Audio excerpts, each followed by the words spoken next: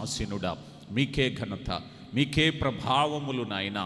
ఇదిగో నాయనా, మీ నామం ఎంతైనా హెచ్చింపదగిన నామము, పరిశుద్ధపరచబడిన నామము.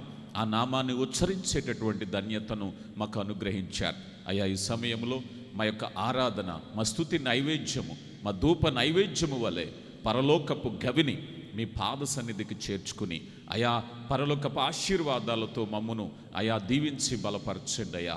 వాక్యములోనికి వెళ్తుంటుండగా వాక్యమైన దేవ నాతో మాతో మాట్లాడండి అయ్యా. మీ ప్రేమను, మీ సంకల్పాన్ని అర్థం చేసుకునే సామర్థ్యాన్ని అయా మాకు దయచేయండి అయ్యా. మీ దాసునిగా నన్ను మరుగుపరిచి కేవలం వాక్యాన్ని బయలుపరచండి అయ్యా. మానవ స్వరాన్ని మరుగుపరిచి దైవ స్వరాన్ని వినుటకు కృపను అనుగ్రహించి మీరే మహిమా ఘనత పొందమని క్రీస్తు నామములో అడిగి వేడుకొనుచున్నాము తండ్రి, ఆమేన్. దయచేసి అందరూ కూర్చున్నట్లయితే కొద్దిసేపు దేవుని వాక్యానికి సమయం ఇద్దాం, శ్రద్ధగా వాక్యాన్ని విందాం. మరి క్రిస్మస్ ఆరాధనలో మనం ఉన్నాం. చేరువచ్చిన మీ అందరికీ కూడా క్రిస్మస్ శుభాలు మరొక పర్యాయము తెలియపరుస్తూ ఉన్నాను. ప్రియులరా, మరి ఆ క్రిస్మస్ సందర్భంలో లేఖనాల్లో అనేకమైన ఆత్మీయ పాఠాలు మనం నేర్చుకుంటూ ఉంటాం. ఈ సమయంలో లేఖనాల నుంచి మరొక ఆత్మీయ పాఠాన్ని మనం నేర్చుకోబోతున్నాం. లూకాసు వార్తలోనికి వెళితే, లూకాసు వార్త ప్రత్యేకత ఏమిటయ్యా అంటే, మిగిలినటువంటి సువార్తలలో క్రీస్తు జననాన్ని గురించి చాలా స్పష్టంగా వ్రాయబడిన సంగతులు మనం చూస్తాం. లూకా ఈ గ్రంథకర్త రెండు జననాలను పోల్చి ప్రత్యేకత చూపించారు. అదేమిటంటే, ఒకవైపు యేసు ప్రభు జననం అయితే మరొక వైపు బాప్తిసమిచ్చు యోహాను గారు. ఈ రెండింటిని పక్కపక్కనే చూపిస్తూ ఆ వ్యత్యాసాన్ని చూపించేటటువంటి ప్రయత్నం చేశారు. లూకాసు వార్త మొదటి అధ్యాయాన్ని మనం తెరిచిపట్టుకున్నట్లయితే, ఈ మొదటి అధ్యాయంలో 26 నుంచి 38 వచనాల వరకు దేవదూత గాబ్రియేలు ప్రత్యక్షమవటం, మరియతో మాట్లాడటం, ఈ సందర్భాలను మనం చూస్తాం.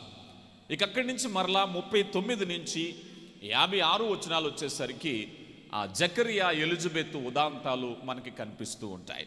ఈ రెండింటిని ఒకసారి మనం గమనించినట్లయితే, ఈ ఇద్దరు సందేశాన్ని తీసుకొచ్చింది ఎవరయ్యా అంటే గాబ్రియేలు గారే. ఈ గాబ్రియేలు గారు తీసుకొచ్చినటువంటి సందేశము వారితో ఎలా మాట్లాడారో చూస్తే, లూకాసు వార్త మొదటి అధ్యాయము 13వ వచనములో అంటున్నారు కదా, అప్పుడు దూత అతనితో, జకరియా భయపడకుము, నీ ప్రార్థన వినబడినది, నీ భార్య అయిన ఎలిజబెతు నీకు కుమారుని కనును, అతనికి యోహానని పేరు పెట్టెదవు. ఎవరు చెప్పారు ఈ మాట? ఈ మాట చెప్పింది గాబ్రియేలు గారు. ఇదే అధ్యాయంలో 31వ వచనం, ఇదిగో నీవు గర్భము ధరించి కుమారుని కని ఆయనకు యేసు అను పేరు పెట్టెదవు. ఎవరు చెప్తున్నారు? ఇక్కడ మగ శిశువు జన్మిస్తాడని చెప్తున్నారు, అక్కడ మగ శిశువు జన్మిస్తాడని చెప్తున్నారు. ఇక్కడ కూడా యోహానను పేరు పెట్టాలని చెప్తున్నారు, ఇక్కడ కూడా యేసు అని పేరు పెట్టాలని చెప్తున్నారు. రెండు ఉదాంతాల్లో రెండు సంఘటనలు మనం చూస్తూ ఉన్నాం. అయితే ఇప్పుడు మీ దృష్టి అంతా కూడా నేను జకరియా వైపు మళ్లించాలని కోరుతూ ఉన్నాను. ఇప్పుడు జకరియా విషయాన్ని చూస్తే, జకరియా వృద్ధాప్యంలో ఉన్నవాడు. బైబిల్ గ్రంథంలో వృద్ధాప్యంలో గర్భము ధరించినటువంటి వారిలో ఇద్దరు మనకు కనిపిస్తారు. అది ఒకటి అబ్రహాము శారా, రెండవది జకరియా ఎలిజబెత్. ఈ రెండు కూడా అద్భుతమైనటువంటివే. ఈ రెండు సంఘటనల్లో ఈరోజు క్రిస్మస్లో ఒక విశ్వాసపు పాఠాన్ని మీకు నేర్పించాలని ఆశపడుతూ ఉన్నాను. ఈ 2వ అధ్యాయం 41 నుంచి మనం చూసినప్పుడు, 2వ అధ్యాయము 41, ఎలిజబెత్తు మరియ యొక్క వందనమును వినిగానే ఆమె గర్భములో శిశువు గంతులు వేసెను. అంతటా ఎలిజబెత్తు పరిశుద్ధాత్మతో నిండుకొని బిగ్గరగా ఇట్లా నేను. ఇక్కడ చూడండి, రెండు సంఘటనలు వేరువేరుగా చూపించారు. మరలా కొద్దిసేపటికి వారిద్దరూ ఏకమైనటువంటి ఒక సందర్భాన్ని చూపిస్తూ ఉన్నారు. కొన్నిసార్లు కొన్ని వాగ్దానాలు అర్ధరహితంగా కనిపిస్తాయి. ఆ అనుభవ పాఠంలోకి వెళ్ళే వరకు కూడా దేవుని చిత్తం మనకు అర్థం కాకుండా ఉంటుంది.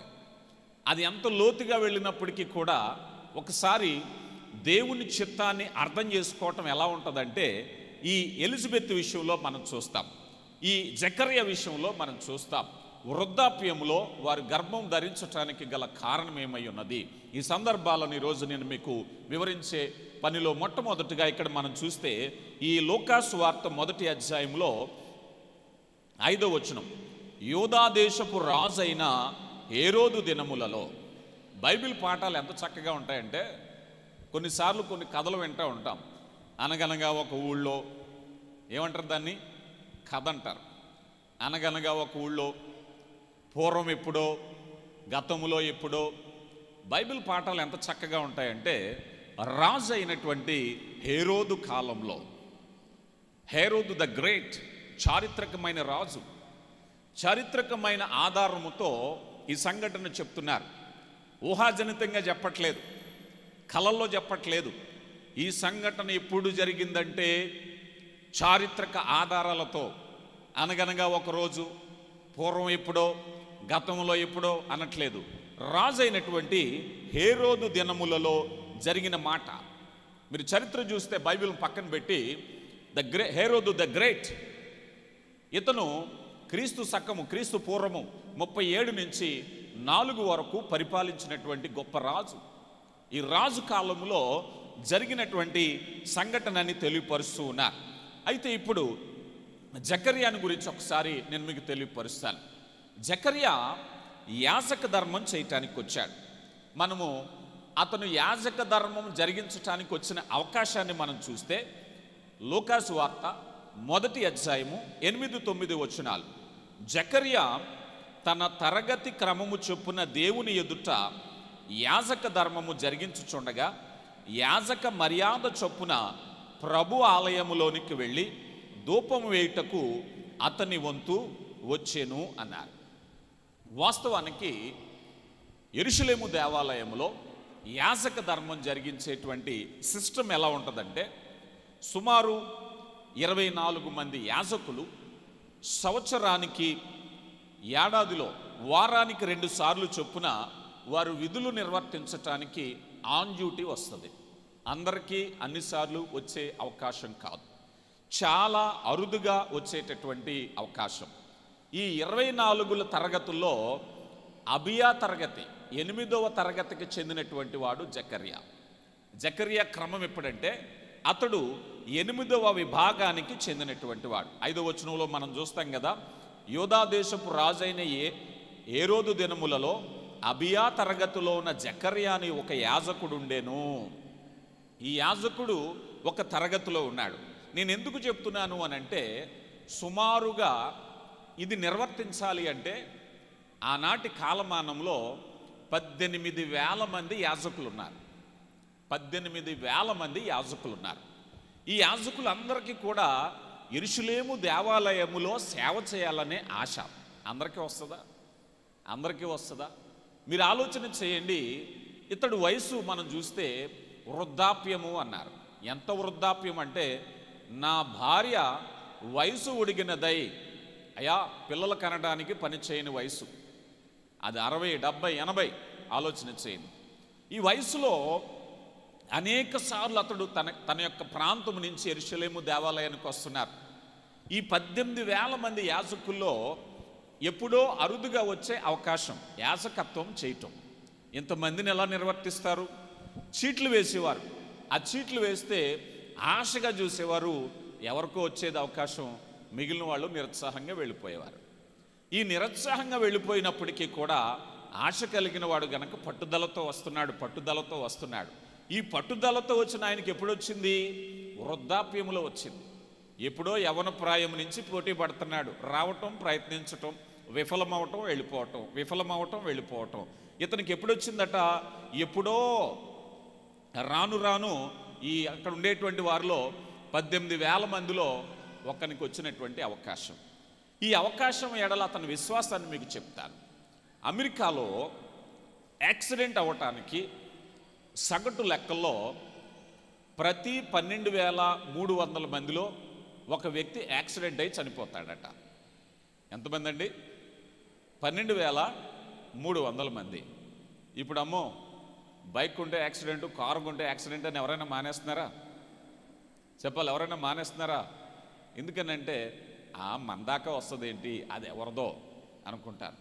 అబ్బాయి, ఈ పద్ధతుల్లో వెళ్ళినటువంటి వారికి ఈ రీతైన మరణం వస్తుంది అని అన్నారు అనుకోండి, ఎక్కడో వేలల్లో ఒకడికి వస్తుంది, అది నాకెందుకు వస్తుంది అనుకుంటారు. కానీ పాజిటివ్ థింకింగ్లో అలా ఉండదు. పాజిటివ్ థింకింగ్ ఎలా ఉంటుందంటే, అక్కడ 10,000 మంది జాబులు ఉన్నాయి, నీకు వస్తుందంటే సగటు యవనస్తుడు, అమ్మో 12,000 మందిలో నాకు ఎక్కడొస్తుందండి ఉద్యోగం, 12,000 మందిలో నాకు ఎక్కడొస్తుందండి. ద వే పాజిటివ్ థింకింగ్ ఇలా ఉంటుంది. ఇప్పుడు జకరియా గురించి ఎందుకు చెప్పుకుంటున్నామంటే, 18,000 మందిలో ఒకడుగా నేను ఎందుకు ఉండకూడదని ఎదురు చూసేటటువంటి మనసు కలిగిన వాడు. విశ్వాసం అనేటువంటిది మనం చూస్తూ ఉన్నాం. అలాంటి అరుదైనటువంటి సంఘటన ఆయన జీవితంలో వచ్చింది. అలాంటి సందర్భంలో మనం చూసినట్లయితే ఇక్కడ దేవుని యొక్క ప్రణాళిక ఎలా నడిపించబడుతుందయ్యా అంటే, వృద్ధాప్యంలో అవకాశం రావడం, వృద్ధాప్యంలో గర్భఫలం పొందటానికి అవకాశం రావటం, దేవుడు లేఖనాలు నెరవేర్చేటప్పుడు జరిగే అద్భుతాలు ఎలాగుంటాయంటే, యేసు ప్రభు వారు జన్మించకముందు మరియా, యేసేపు నజరేతులో ఉన్నారు. నజరేతులో ఉంటే ఈ నజరేతులో ఉన్నవారు మెస్సయ్య ఎక్కడ పుట్టాలి? బెత్లెహేములో పుట్టాలి. మీకా గ్రంథం 5వ అధ్యాయంలో ఈ విషయాన్ని గురించి ప్రవచనం మనం చూస్తాం. ఇప్పుడు ఎక్కడో నజరేతులో ఉన్నవాళ్ళు లేఖన నెరవేర్పు కోసం ఎక్కడికి రావాలి? బెత్లెహేము రావాలి. బెత్లెహేము రావాలి అంటే దేవుడు జరిగిస్తున్నటువంటి కథ ఏమిటయ్యా అన్నట్లయితే, సీజర్ అగస్టస్ ఈయన చక్రవర్తి, రోమా ప్రభుత్వంలో హేరోదు ఇక్కడ రాజుగా ఉన్నాడు. Caesar Augustus is the supreme.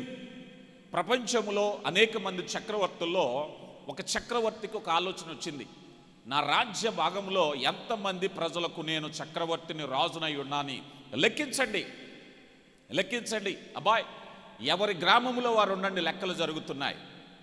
ఒక్కసారి శాసనం వచ్చింది. ఇప్పుడు బెత్లెహేములో ఉండేటువంటి వారు ఎక్కడికి వచ్చారు? నజరేతులో కాపురం ఉంటున్నారు. వీరు స్వగ్రామం బెత్లెహేము. అమ్మాలే, మనం బెత్లెహేము వెళ్ళాలి.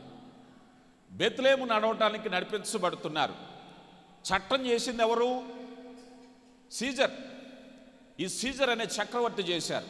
ఇప్పుడు సీజర్ గురించి మాట్లాడేటప్పుడు మనకు తెలియవలసిన విషయం ఏమిటయ్యా అంటే, దేవుడు హృదయాలను కదిలించగలిగినవాడు, దేవుడు పరిస్థితులను మార్చగలిగినవాడు. సామెతల గ్రంథంలో 21వ అధ్యాయము 21వ వచనంలో ఒక చక్కని మాట ఉంటుంది చూడండి. సామెతల గ్రంథము 21వ అధ్యాయము 1వ వచనంలో, యెహోవా చేతిలో రాజు హృదయము నీటి కాలువ వలె ఉన్నది, ఆయన తన చిత్త వృత్తి చొప్పున దానిని తిప్పును. కదా, రాజు హృదయం ఎవరి చేతిలో ఉందటండి? రాజు హృదయము యెహోవా చేతుల్లో నీటి కాలువ వలె ఉన్నది, తన చిత్తము చొప్పున తిప్పుతాడు. ఇప్పుడు నీరు ఇలా వెళ్ళాలంటే ఇలా వెళుతుంది, ఇలా వెళ్ళాలంటే ఇలా వెళుతుంది. రైతు ఏం చేస్తాడు? ఏ మడిలో కావాలో ఆ మడిలోనే నీరు పెట్టుకుంటాడు, తన చేతిలో ఉంటుంది. రాజు హృదయం ఎవరి చేతిలో ఉందండి? ఇప్పుడు యెహోవా చేతిలో ఉన్నది. ఇప్పుడు ఏం చేశాడు? ఈ సీజర్ అగస్టస్కి దేవుని యొక్క తలంపు అతను హృదయాన్ని తిప్పింది. ఏమని? లేఖనము నెరవేరాలి, మెస్సయ్య బెత్లెహేములో పుట్టాలి, జనాభా లెక్కలు ప్రారంభించు. ఈ మెస్సయ్యను గురించి రాజుకు తెలియదు, రాబోయేటటువంటి చరిత్ర గురించి లేఖనాల గురించి తెలియదు. కానీ రాజు హృదయము యెహోవా చేతిలో నీటి కాలువల వలె ఉన్నది, తన చిత్తము చొప్పున త్రిప్పుతాడు ఆయన. ఇప్పుడు ఆలోచన కలగజేసేవాడు ఆయనే, హేరోదు హృదయాన్ని తిప్పినవాడు ఆయనే. ఒక చిన్న సంఘటన దేశాలను చట్టాలను మార్చగలిగిన శక్తివంతుడైనటువంటి వాడు దేవుడు. ఇప్పుడు ఈ రాజు చక్రవర్తికి వచ్చిన ఆలోచన ఏం జరిగిందయ్యా అంటే, ఈ గర్భవతిగా ఉన్నటువంటి ఈ అమ్మ ఎక్కడికి రావాల్సి వచ్చింది? బెత్లెహేంకి రావాల్సి వచ్చింది. కారణం, లేఖనము నెరవేర్పు జరగాలి. ప్రియులారా గమనించండి, అంటే దేవుని ప్రణాళిక ఎంత గొప్పగా ఉంటుందో మీరు చూడండి. ఇంత చక్కని ప్రణాళిక. ఇప్పుడు రెండవ విషయాన్ని చూద్దాం. ఇది యేసేపు మరియ విషయంలో దేవుని ప్రణాళిక అలా నడుస్తుంటే, ఇప్పుడు ఎన్నో సంవత్సరాలుగా వెళ్తున్నాడు, వెనుదిరిగి వస్తున్నాడు, వెళ్తున్నాడు, వెనుదిరిగి వస్తున్నాడు, విఫలమైపోతున్నాడు. అబ్బాయి చీట్లు వేశారు, చీట్లో నా పేరు వచ్చిందా? లేదు, వెళ్ళిపోతున్నాడు. చీట్లో నా పేరు వచ్చిందా? లేదు, వెళ్ళిపోతున్నాడు. కానీ ఈ చీట్లో నీ పేరు ఎప్పుడు రావాలి? చూడండి, సామెతల గ్రంథంలోనే 16వ అధ్యాయము 3వ వచనంలో ఒక మాట ఉంటుంది. సామెతల గ్రంథం 16వ అధ్యాయం 3వ వచనంలో చదువున్నాను. ఉండు. నీ ఉద్దేశము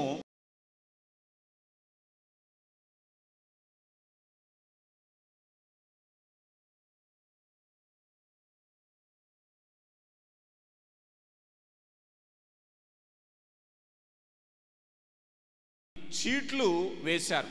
చీట్లు ఎవని ఒడిలో వేయబడినో కదా, దానిని నిర్ధారించువాడు నీ దేవుడు. ఇప్పుడు చీటి ఈ సమయంలో అబియా గోత్రములో 8వ తరగతిలో ఉన్నటువంటి ఆయనకు రావటంలో దేవుని చిత్తం ఉంది. ఎందుకయ్యా అంటే, నీ కొరకు పరిశుద్ధ స్థలములో ఇదిగో గాబ్రియేలు దూత వేచి ఉన్నాడు, నీ శుభ సమాచారం అందించటం కొరకు వేచి ఉన్నాడు. ప్రియులారా గమనించండి, ఈ క్రమములో ఇలాగూ మనం చూసేటప్పుడు రాబోయే కాలానికి సంబంధించినటువంటి దైవ కార్యాలు జరగటానికి ఇక్కడ ఒక విచిత్రమైన సంఘటన మనం చూస్తాం. దేవుని స్వరం అనగా దేవుని మెసెంజర్స్, గాబ్రియేలు దూత స్వరము విన్నటువంటి వారు 1 మరియా, 2 జకర్యా. ఈ ఇద్దరికి మునుపు జరిగింది ఏంటో తెలుసా? అప్పటికి 400 సంవత్సరాలు నిశ్శబ్ద కాలం, 400 సంవత్సరాలు చీకటి కాలం. దేవుని దర్శనము లేదు, దేవుని ప్రవచనము లేదు, ప్రవక్తల ప్రవచనాలు లేదు, అంత చీకటిగా ఉన్నది. 400 సంవత్సరాల తర్వాత నిశ్శబ్దం కాస్త ఛేదించబడి ఆ స్వరము వినటువంటి ఇద్దరు వ్యక్తులు, 1 మరియా, దయాప్రాప్తురాలా నీకు శుభము, దయాప్రాప్తురాలా నీకు శుభము. నిశ్శబ్దము ఛేదించబడింది. జకర్యాకు ఈ సమాచారం తెలియపరుస్తున్నారు.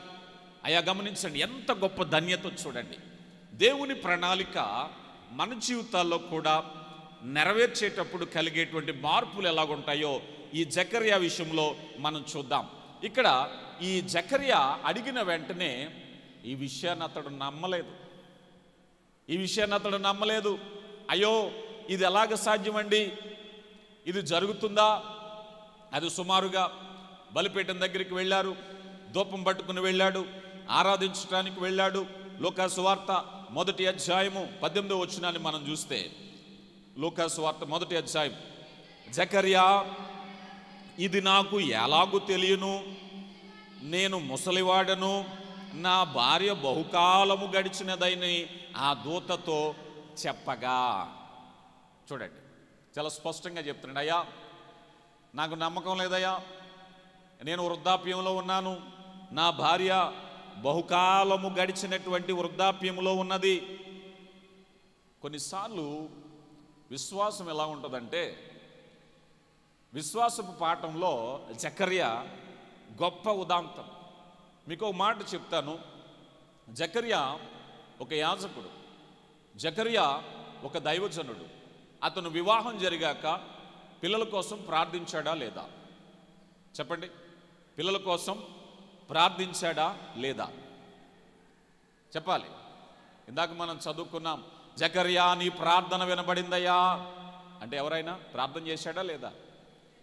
ప్రార్థన చేసిన వాడే. మరి ఇప్పుడు ఎందుకు నమ్మట్లేదు? ఇప్పుడు ఎందుకు నమ్మట్లేదంటే, ప్రార్థనకు మనకు ఒక లిమిటేషన్ ఉంటుంది, ప్రార్థనకు మనకు ఒక పరిధి ఉంటుంది, కానీ దేవునికి ఉండదు ఆ పరిధి.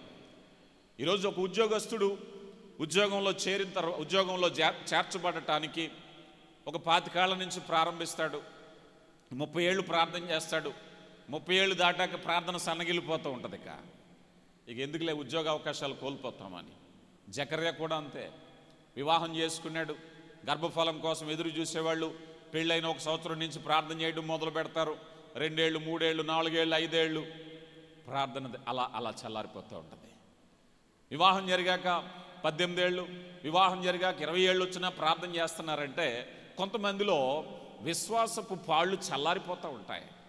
జకర్యా కూడా ఖచ్చితంగా మనం అనుకుందాం, ఊహించుకుంటే జకర్యా ఎప్పటి వరకు ప్రార్థన చేస్తుంటాడు? ఇక్కడ అంటున్నాడు కదా, నా భార్య బహుకాలము గడిచినది. ఛాన్సెస్ ఉన్నంత వరకు ప్రార్థన చేస్తుంటాడు, ఇక అబ్బాయి ఇదిగో శరీరంలో మార్పులు వచ్చాయి కనుక ఇక ఇదిగో పిల్లలు పుట్టడానికి అవకాశం లేదనేటువంటి ఏ డాక్టరు, ఏ వైద్యుడు ఎవరు కూడా ఈ నిర్ణయాన్ని మార్చలేరనే సమయం వచ్చాక చేతులు దులిపేసి ఉంటాడు. చేసినంతకాలం చేశాడు ప్రార్థన, ఎంతకాలం చేయాలో అంతకాలం చేశాడు. ప్రార్థనా పరుడే, బలంగా ప్రార్థన చేశాడు.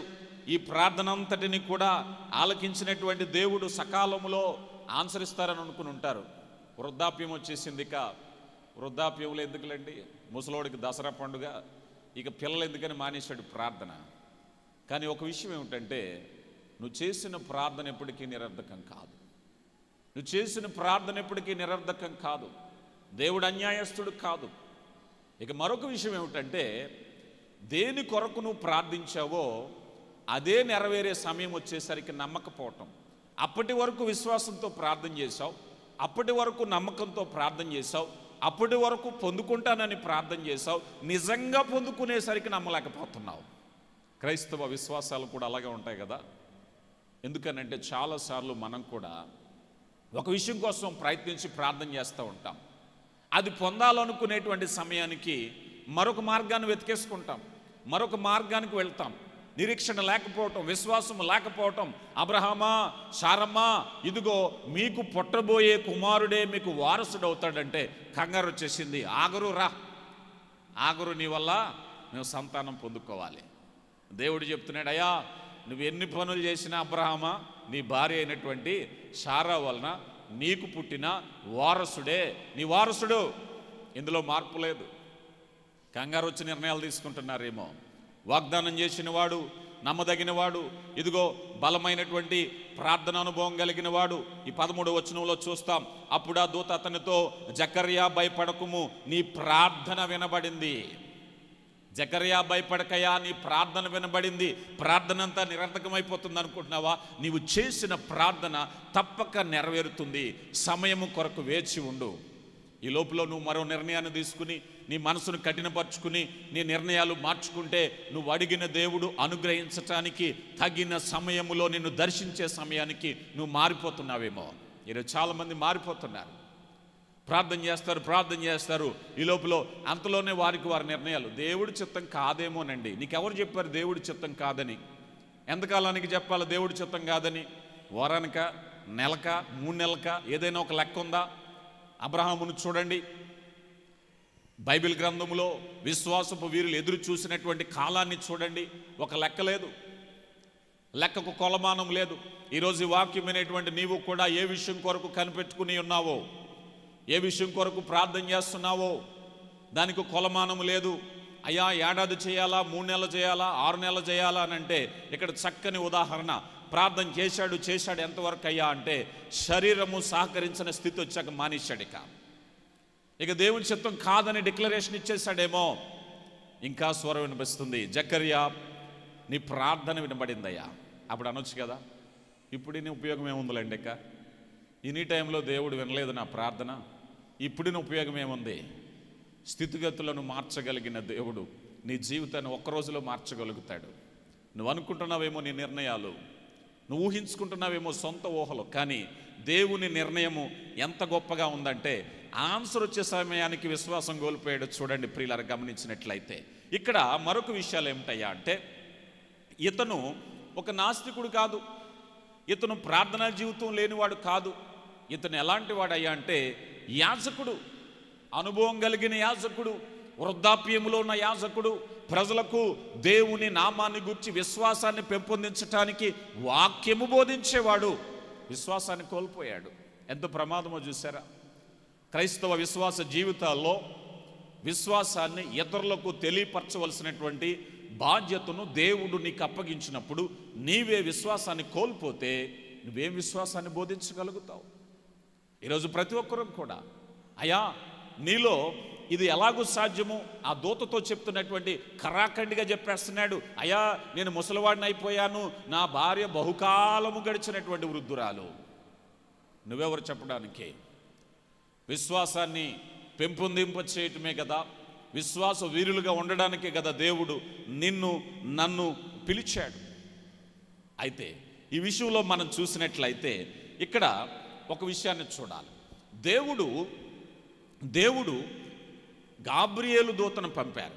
చూడండి, గాబ్రియేలు దూతనే దేవుడు జకర్యా దగ్గరకు పంపారంటే దేవుడు జకర్యాని గౌరవంగా చూస్తున్నాడు. గాబ్రియేలు ఎవరు? ప్రధాన దూత.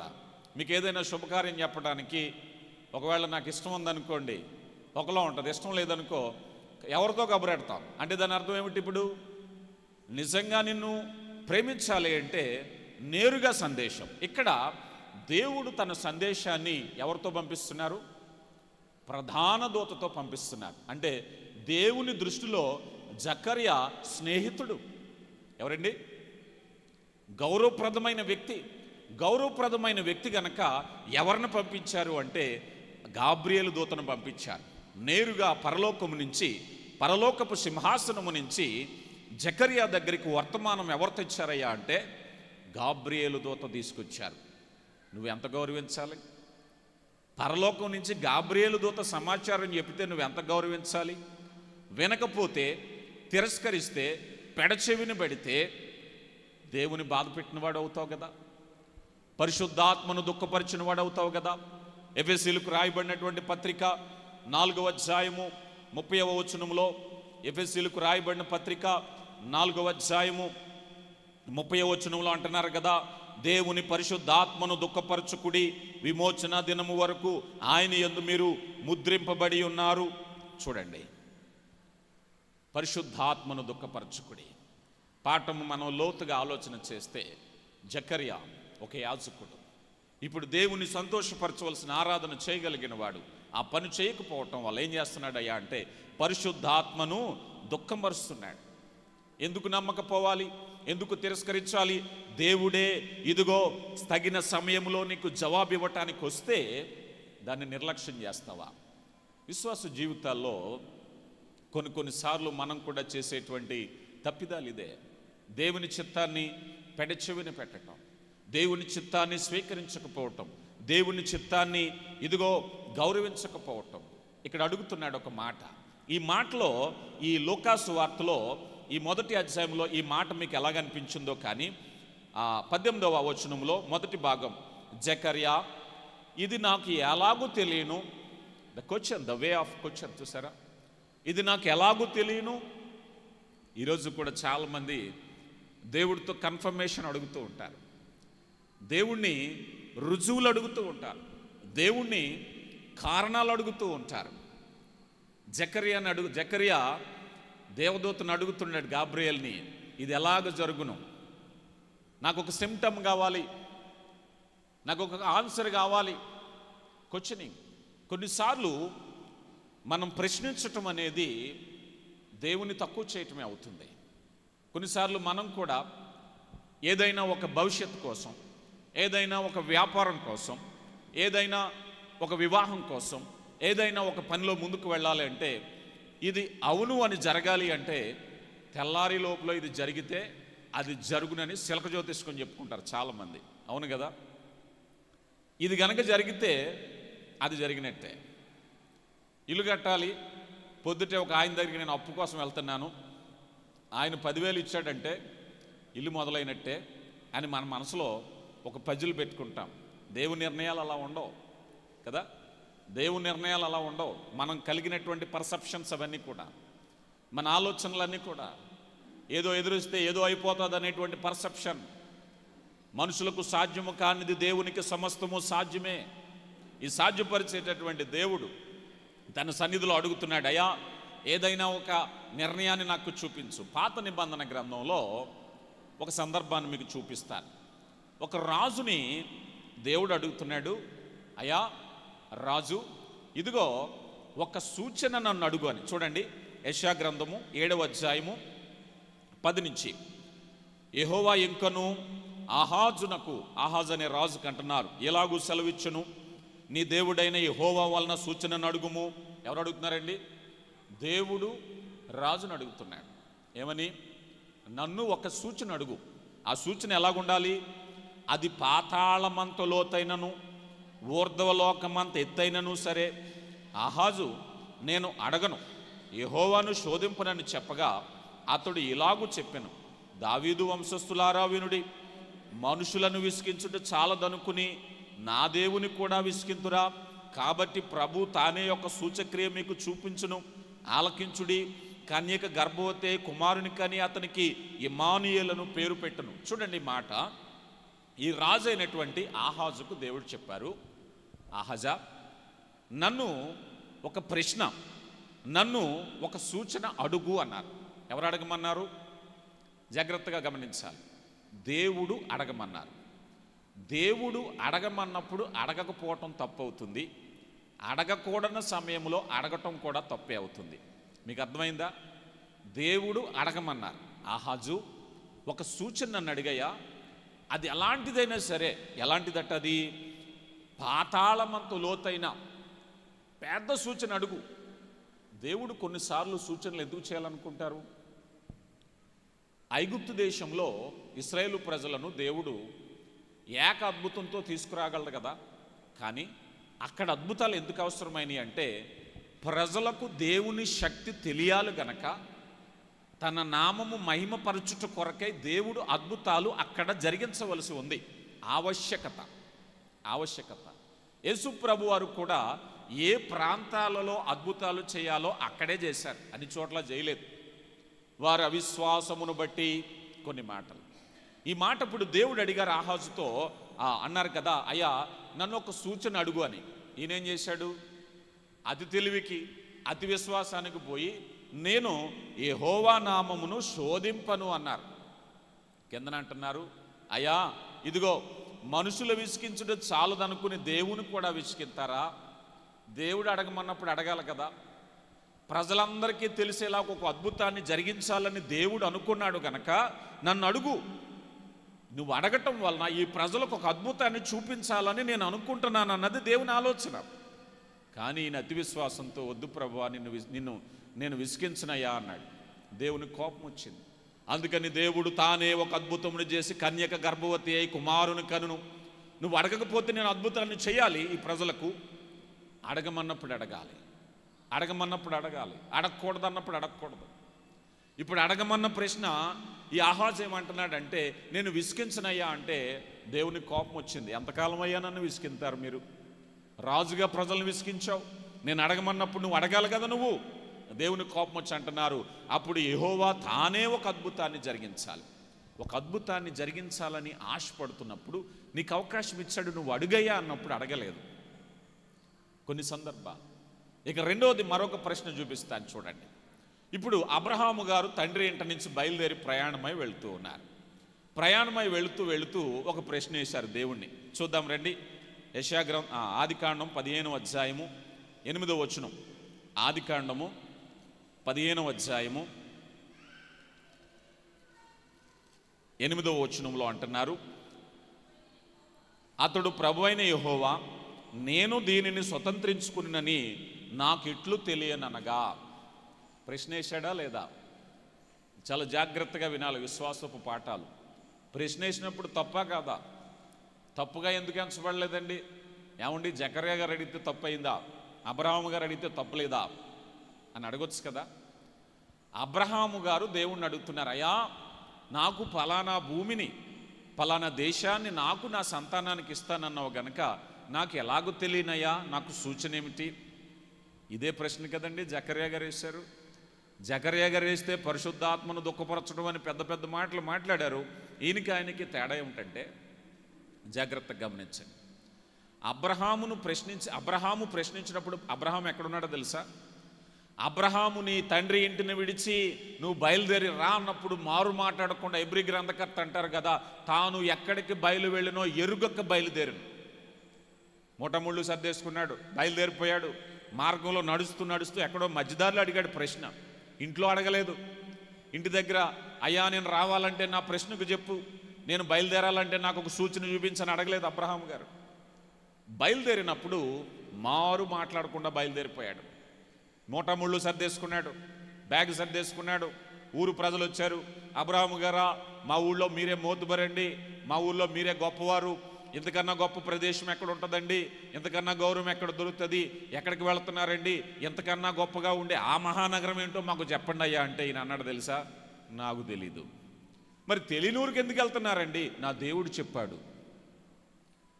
ఊరు లేకుండా వెళ్తున్నారా? అవును, నా దేవుడు చెప్పాడు, నేను వెళ్తున్నాను. ఇది విశ్వాసం.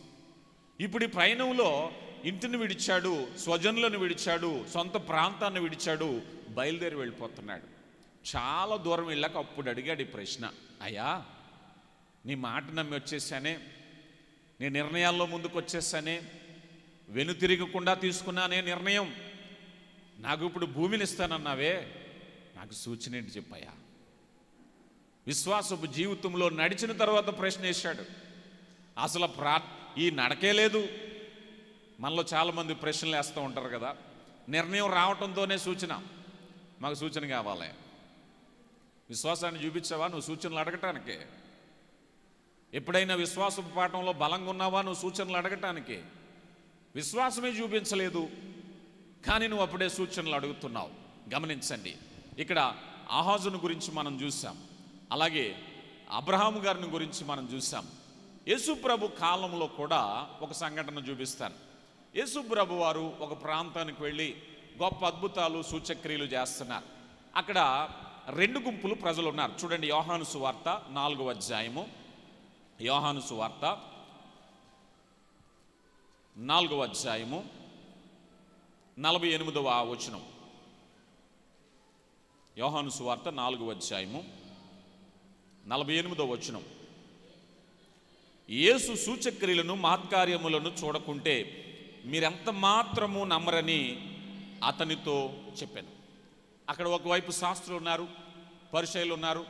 అయా నిన్ను నమ్మాలంటే మాకు అద్భుతం కావాలి, మాకు సూచక్రియ కావాలి. ఎలాంటి వారంటే మనలో కూడా ఉంటారు. నేను బాప్తిసం తీసుకోవాలంటేనండి నా అప్పులన్నీ తీరిపోతే నేను బాప్తిసం తీసుకుంటాను, నా రోగం అంతా పోతే నేను బాప్తిసం తీసుకుంటాను. నీకు సూచక్రియ కావాలా?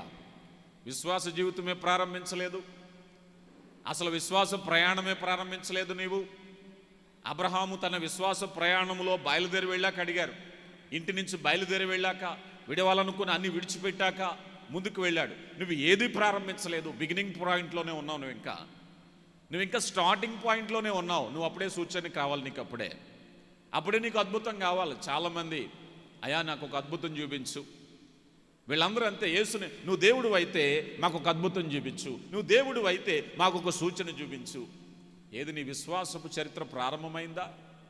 నీ విశ్వాస జీవితం ఇంకా ఏమైనా ప్రారంభమైందా? ఏమీ ప్రారంభం కాలేదు, అప్పుడే సూచక్రియ కావాలా నీకు?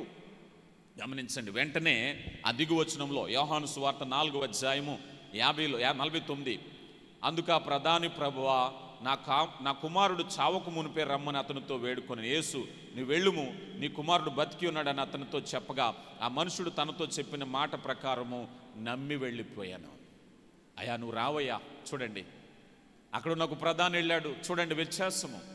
సూచన క్రియ కాదయ్యా, నేను నమ్ముతున్నానయ్యా, నీ వస్తే బ్రతుకుతాడు. నిజంగా నమ్ముతున్నావా?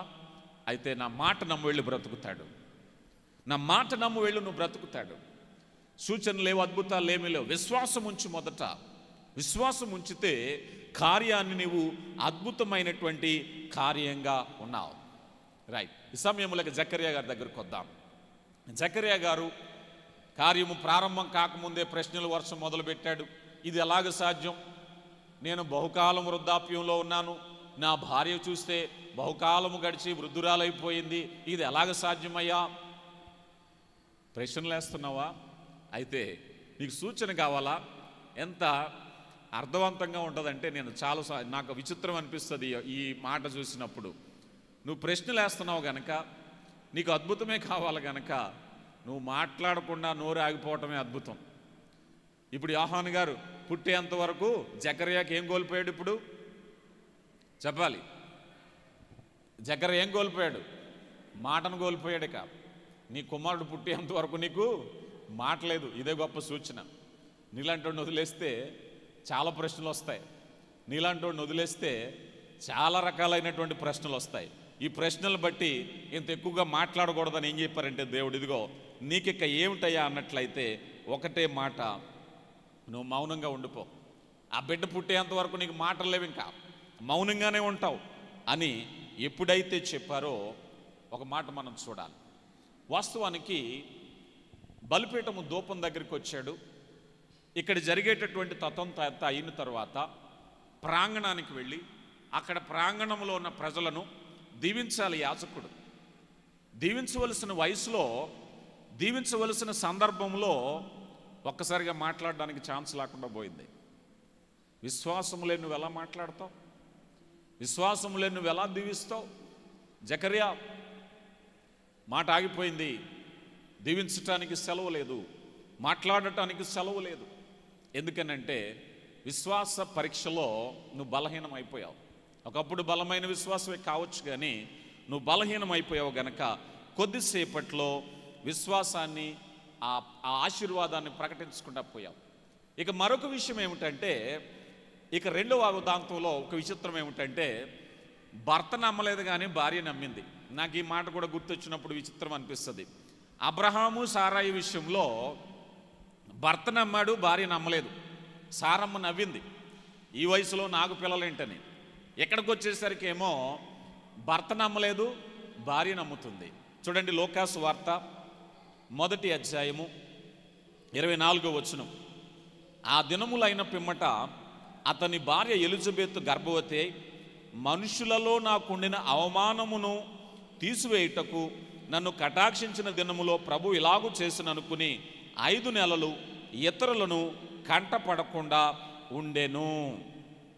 నేను ఇజ్రాయెల్ దేశం వెళ్ళినప్పుడు బాప్తిస్మిచ్చు యోహాను గారి తల్లిదండ్రులు జకర్యా, ఎలిజబెత్ అమ్మగారు నివసించిన ప్రాంతానికి నేను వెళ్ళాను. వెళ్ళినప్పుడు గ్రామం అంతా కొండ దిగువ భాగంలో ఉంది. ఈ కొండ దిగువ భాగంలో ఉంటే ఎత్తైన ప్రదేశానికి తీసుకెళ్లారు. ఆ కొండ మధ్యలోకి తీసుకెళ్ళి, ఇది బాప్తిస్మిచ్చు యోహాను గారి తల్లిదండ్రులు నివసించే ప్రాంతం. ఆ తల్లి గర్భవతిగా ఉండి నీళ్ళను తీసుకురావడానికి కిందెక్కడో చెరువు ఉంటే అక్కడి నుంచి మోసుకెళ్ళేదట. ఆ వాస్తవ ప్రదేశాల గురించి నేను మాట్లాడట్లేదు, కానీ ఈ 5 నెలలు ఇక్కడ చూడండి, ఇతరులు కంటపడకుండా ఉండేను. ఎందుకు కంటపడకుండా ఉండాలి చెప్పండి? చెప్పాలి. వృద్ధాప్యంలో గర్భవతి అయింది, తలకో మాట అంటారు. ఎందుకు వచ్చింది ఈ మాటలు? ఈ వయసులో గర్భవతి ఏమిటండి? మనవాళ్ళు ఎత్తుకునేటువంటి వయసులో ఏమంటారు? ఇప్పుడు వారి ఈడోళ్ళను గురించి మనం చూసుకుంటే, వాళ్ళు ఈడోళ్ళు అందరూ పిల్లలు కన్నారు, పెద్దోళ్ళు చేశారు, పెళ్ళిళ్ళు అయిపోయినాయి, వాళ్ళకి మళ్ళీ మనవలు పుట్టారు. మనవలకు పెళ్ళిళ్ళు పిల్లలన్న వయసులో ఉంటుండగా వీళ్ళకు ఇప్పుడు తెల్లారింది, ఇప్పుడు గర్భవతి అయింది. ఇప్పుడు ఈ మాటలన్నీ ఎందుకు వచ్చిందని చెప్పేసి 5 నెలలో ఎవరికంట పడకుండా ఉండాను. గమనించండి, దేవుని ఆశీర్వాదాలు ఎంత విచిత్రంగా ఉంటాయంటే, ఒక మాట మీరు ఆలోచన చేయండి. మనం పాఠం చెప్పుకుంటూ వెళ్ళిపోతున్నాం, కానీ ఆలస్యం అవటానికి మనకు ఒక ప్రశ్న వస్తుంది. ఏమండి, దేవుడు వాళ్ళని అంత బాధ పెట్టకపోతే, అంత ఇబ్బంది పెట్టకపోతే, అంత ప్రార్థనాపరుడు అంటున్నారు. దేవుని తలంపుల్లో జకర్యా చాలా గౌరవప్రదమైన వ్యక్తి అంటున్నారు. పెళ్ళైన ఏడాదికో 5 ఏళ్ళకో గర్భఫలాన్ని ఇస్తే ఎంత బాగుండండి. ఇంతకాలం ఎంత దుఃఖపడి ఉంటారు, ఎంత బాధపడి ఉంటారు. దేవుడు వాళ్ళ బాధను ఎందుకు అనుమతించారు అని అంటే, ఇక్కడే అసలైన ప్రశ్న. వారు ఎదురు చూసిన కాలానికి దేవుడిచ్చే బహుమానం ఏమిటో తెలుసా? ఆ పుట్టబోయేటటువంటి శిశువు సామాన్యుడు కాదు. ఆ పుట్టబోయే శిశువు సామాన్యుడు కాదు. యేసు ప్రభు వారి మార్గము సరళము చేయటానికి పంపబడిన దూత. అంతటి గొప్ప శిశువుకు జన్మమివ్వటానికి వారికి గర్భఫలము లేకుండా నిరీక్షణ కలిగిన వారుగా దేవుడు అంతకాలం ఉంచారు. ఆలస్యం అవుతుందా? ప్రతిఫలం గొప్పగా ఉంటుందని చెప్పడానికి ఇది ఒక గొప్ప ఉదాహరణ. ఆలస్యంలో చాలా ఇబ్బంది పడుతున్నావేమో, నిరీక్షించే నీ జీవితంలో దేవుడు ఊహించిన దానికంటే గొప్ప కార్యాన్ని నీకు చేయబోతున్నారు. ఎంత ఆలస్యం అయితే అంత గొప్ప కార్యాన్ని చూస్తారు. ఒకవేళ మనం అనుకుందాం, జకర్యా ఎలిజబెత్ అమ్మ వయసులో వారి సమకాలికులు, వారి తోటోళ్ళు, వారి స్నేహితులు ఎంతోమంది పిల్లలు పుట్టుంటారు. వారికి పిల్లలు చాలామంది పుట్టుంటారు. ఒక పేరైనా లోకానికి తెలిసిందా? ఒక పేరైనా లోకానికి వినిపించిందా?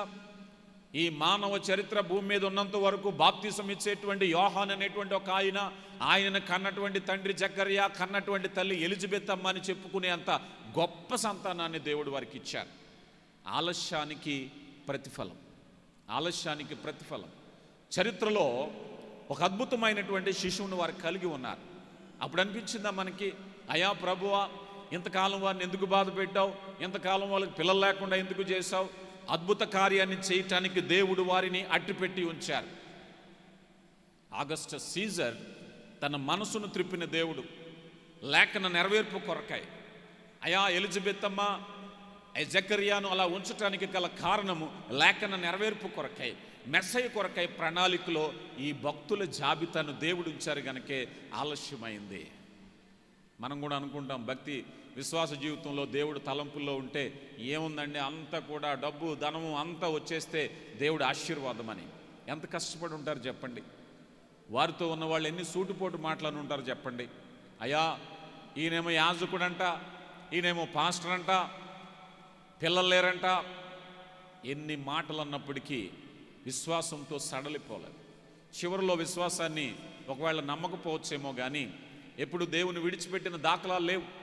విశ్వసించకపోవటాన్ని తప్పుగా చూసాం కానీ దేవుని విడిచిపెట్టేటటువంటి సాహసం ఎప్పుడు చేయలేదు. తను ఎప్పుడు దేవునితో ఉన్నాడు.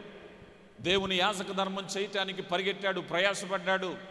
ఇదిగో 18,000 మందిలో ఒకడిగా తను ఉండడానికి యవన ప్రాయం నుంచి ప్రతిసారి కూడా తన స్థలాన్ని నుంచి యెరూషలేము వెళ్ళటము, ఆ ప్రయత్నం చేయటం, విఫలమవటం, వీగిపోవటం, వెనక్కి రావటం, ఎప్పుడు నిరుత్సాహపడలేదు. జకర్యాలో ఉండేటువంటి గొప్పతనం, ఎప్పుడు విశ్వాసంలో బలహీనపడలేదు, ఎప్పుడు వెనుదిరగలేదు, ఎప్పుడు విరమించుకోలేదు. మనలో చాలామంది విశ్వాసంలో సన్నగిలిపోతూ ఉంటారు, ప్రార్థనలో సన్నగిలిపోతూ ఉంటారు, దేవుని సన్నిధికి రావడానికి సన్నగిలిపోతూ ఉంటారు, దేవుడు నాకు ఏం చేశాడని అడుగుతూ ఉంటారు. పాపం జకర్యా ఎప్పుడు అలాంటి ప్రశ్నలు చేయలేదు. దేవుని సన్నిధికి పరిగెట్టాడు, విశ్వాసంతో ఉన్నాడు, ఎదురు చూశాడు. జకర్యా ఊహించిన దానికంటే గొప్ప బహుమానాన్ని దేవుడికి ఇవ్వబోతున్నారు. విశ్వాసంతో కనిపెట్టుకుని ఉన్నావా? నిరుత్సాహం, బలహీనత అనేటువంటిది విడిచిపెట్టుకుని ఉన్నావా? విశ్వాసపు పాఠంలో దేవుడిచ్చేటువంటి గొప్ప బహుమానం. అందుకే ఒక మాట ఏమిటంటే, దేవుని వైపు నుంచి ఆలస్యము తిరస్కారము కాదు. ఏమిటండి? ఆలస్యము తిరస్కారము కాదు. లేట్ అయిందని నో చెప్పారని కాదు దాని అర్థం. మనకు మనం ఊహించేసుకుంటాం ఆలస్యం అయ్యేసరికి దేవుని చిత్తం కాదేమోలేండి.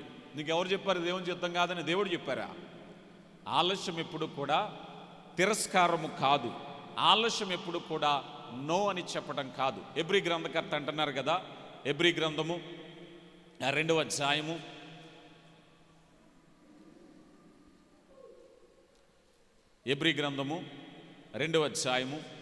3వ వచనాన్ని మనం చూస్తే, ఎంత గొప్ప రక్షణ మనం నిర్లక్ష్యము చేసిన ఎడల ఎలాగు తప్పించుకుందుము?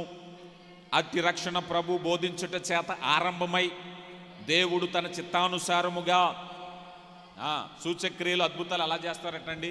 దేవుడు తన చిత్తానుసారంగా, మన చిత్తానుసారం కాదండి. మన చిత్తానుసారం అంటే ఏదైనా 2 నిమిషాల్లో అయిపోవాలంటాం. కానీ దేవుడు అద్భుతాలు ఎలా చేస్తారట? తన చిత్తానుసారంగా. ప్రియులారా, దేవుడి చిత్తంలో నీ జీవితంలో ఎప్పుడు అద్భుతం జరగాలో ఈ క్రిస్మస్ పాఠంలో దేవుడు నీతో మాట్లాడుతున్నారు. ఎప్పుడు సూచక్రియ జరగాలో దేవుడు చిత్తానుసారంగా నీ జీవితంలో జరిగించటానికి ఇష్టపడుతున్నారు. అయితే మరొక విషయం ఏమిటయా అంటే, దేవుడు దయగలిగిన వాడు. ఒకవేళ జకర్యా విశ్వాసము సన్నగిలిపోయినా దేవుడేం కోపం తెచ్చుకోలేదు, దేవుడేమి కోపం తెచ్చుకుని వ్యతిరేకించలేదు, తన ఆశీర్వాదాన్ని ఏమీ ఆపేయలేదు. ఎందుకంటే తిమోతి పత్రికలో మనం చూస్తాం, తిమోతికి రాసిన 2వ పత్రిక 2వ అధ్యాయం 13వ వచనంలో ఎలాగనగా, మనము నమ్మదగిన వారము కాకపోయినప్పటికీ ఆయన నమ్మదగిన వాడు. నమ్మదగిన దేవుడు. నమ్మదగిన దేవుడు ఏం చేశారో తెలుసా? అయ్యా ఇదిగో తగిన కాలంలో నీకు ఇస్తానన్న బహుమానం నీకు ఇస్తాను. అప్పటి వరకు మాట్లాడకుండా వచ్చాం. నువ్వు నాతో నేను మాటలు మాట్లాడుతుంటే లోకంలో కనిపించిన వాళ్ళతో ఎంత బాతాకాన్ని పెడతావు? ఎందుకు వచ్చింది? నువ్వు నోరు మాట్లాడకుండా అలాగుండు. నాన్ స్టాప్గా మాట్లాడతావేమో, జనంతో మాట్లాడతావేమో, నీ నోరు కట్టేయడం మంచిది కొంతకాలం కదా. దయగల దేవుడు, కృపగలిగిన దేవుడు. నీ నోరు ఎటు వచ్చినట్టు వచ్చి మాట్లాడితే నోరు బ్లాక్ చేసాడు దేవుడు. కొంతకాలం అలాగున్నావు, ఏ గొడవ లేదు, తర్వాత నువ్వే తెలుసుకుంటావు. విశ్వాసం. ఈరోజు క్రిస్మస్ అనేటువంటి విషయాల్లో, విశ్వాసపు పాఠాల్లో జకర్యా కొన్నిసార్లు మనం ఎలా స్పందించాలి, మనం ఎలా రియాక్ట్ అవ్వాలి, విశ్వాసంలో పరీక్షను ఎదుర్కోవటం ఎలా అనే మాట మనం చూస్తే, ఇప్పుడు దేవుడు చెప్పిన దానికి జకర్యా రెడీగా ఉన్నారా, ప్రశ్నించటానికి ఉన్నారా, ఆశ్చర్యానికి లోనయ్యాడా? కొన్నిసార్లు మనం చూస్తాం, ఎవరికైనా మనకి బాగా ఇష్టమైన వాళ్ళకి ఏదైనా ఒక మంచి జరిగింది అనుకుందాం, ఎవరో ఒక ఆయన పరిగెత్తుకుని వచ్చి నాకు ఉద్యోగం వచ్చింది అన్నాడు అనుకో, ఏమంటాం వెంటనే? నిజం చెప్పు అంటామా అనమా? ఆవేశంలో ఆతృతలో అంటాం. నాకు లాటరీ దొరికేసింది ₹1 అన్నాడు అనుకో, అవునా అంటామా, మళ్ళీ కన్ఫర్మ్ చేసుకుంటామా? డబుల్ కన్ఫర్మ్ చేసుకుంటాం. నిజం చెప్పరా బాబు, నిజమా కాదా, ఒట్టేయి కావాలంటే అంటారా లేదా? ఒట్టేయి, నా మీద ఒట్టేయి, 1-2 సార్లు అడుగుతారు. ఎందుకంటే డబుల్ కన్ఫర్మేషన్ చేసుకుంటూ ఉంటారు.